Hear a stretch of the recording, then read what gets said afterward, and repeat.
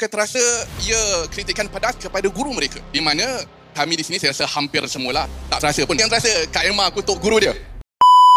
Ada orang terasa cerita bid'ah tu kata kat kumpulan dia ataupun untuk guru dia. Tak tahu kenapa. Betul ke cerita tu tuju kepada mereka? Alang-alang baru ni saya ada jumpa pengarah dia dekat Perlis, Irma Fatimah. Kita tanya direct. Di Indonesia, drama bid'ah ini mencetuskan untuk mereka report kepada Dia Walid. Di Malaysia, kita nampak ia mencetuskan sesetengah daripada kita untuk buat report kepada pengarah drama Walid, iaitu bid'ah. Mereka terasa ia kritikan pedas kepada guru mereka. Di mana kami di sini saya rasa hampir semualah tak terasa pun, kan? Ada yang terasa tak? Ada. Ada yang terasa Kak Emma kutuk guru dia? Tak ada. Jadi soalan saya kepada Kak Emma, mengapakah mereka terasa from your point of view?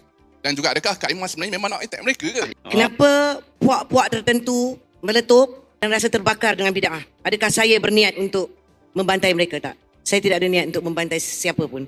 Saya berniat untuk membantai mereka yang menunggang agama. Mereka yang menggunakan agama untuk menundukkan nafsu dia. Tak mahu anak cucu saya di kemudian hari hidup dalam dongengan tradisi-tradisi percayaan karut ini. Jadi saya rasa menjadi tanggungjawab saya sebagai orang seni untuk menyampaikan sesuatu dengan apa yang saya mampu melalui seni agar mereka di luar sana berhati-hati dengan guru.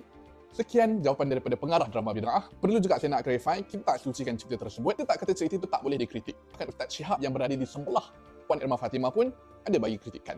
Saya pun ada nyatakan stand saya dalam bab ini sebelum saya tanyakan soalan. So, yang pernah terasa dah tak perlu terasa dah kot. Melainkan kita memang ada makan cili, so tak perlu terasalah pedas dia. Khalas. Kredit penuh video di Perkampungan Sunnah di Perlis kepada tim Pro Media Tasdid. Boleh follow mereka dan sokong gerak kerja dakwah mereka.